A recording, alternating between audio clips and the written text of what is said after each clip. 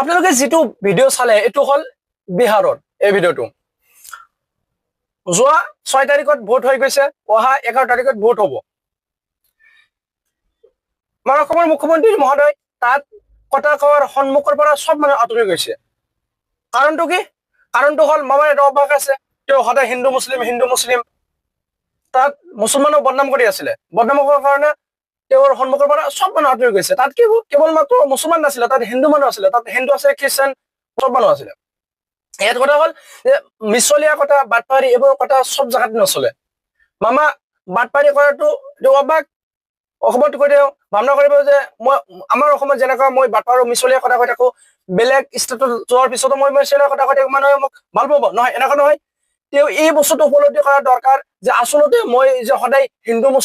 মুছলিম এইবোৰ কৈ থাকো আসলতে মানুহে মোক কিমান সমৰ্থন কৰে কিমান বেয়া পায় এই বস্তু উপলব্ধি কৰা দৰকাৰ বিহাৰৰ এই ভিডিওটো মামাৰ ভালকে এইটো উপলব্ধি কৰে এইবোৰ বস্তু আসলতে মানুহ ভাল নাপায় এইবোৰ বস্তু কিয় কৰে আমাৰ ভাৰতবৰ্ষ হল ধৰ্মনিৰপেক্ষ দেশ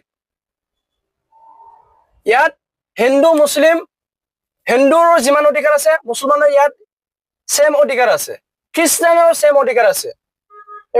আমাৰ ভাৰতবৰ্ষ ডেমক্ৰেসি হয় সব সমান অধিকাৰ আছে তো এইবোৰ বস্তু আসলতে মানুহে ভাল নাপায় তো মামা এই বস্তুটো উপলব্ধি কৰা দৰকাৰ বিহাৰৰ এই দৃশ্যটো আসলতে আমাক কিমান মানুহে সমৰ্থন কৰে তাত কেৱল মাত্ৰ কিন্তু মুছলমান নাছিলে তাত হিন্দু আছিলে তো যিমান পাৰে এই ভিডিওটো শ্বেয়াৰ কৰি দিব আৰু এনেকুৱা ভিডিও পাবৰ কাৰণে আমাৰ পেজটো ফলোতে ৰাখিব ধন্যবাদ